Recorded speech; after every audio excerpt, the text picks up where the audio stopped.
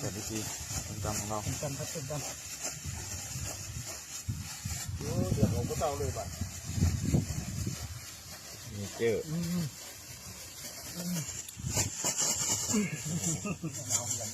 กินดิกินไหม เห็นคนบนลงสูงไหนเห็นคนบนลงสูง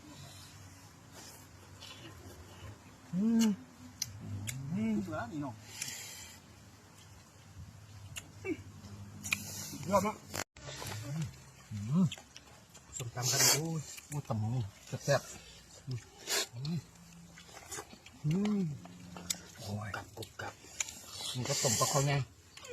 สดน้ำกุ๊กลงเลยอ่ะ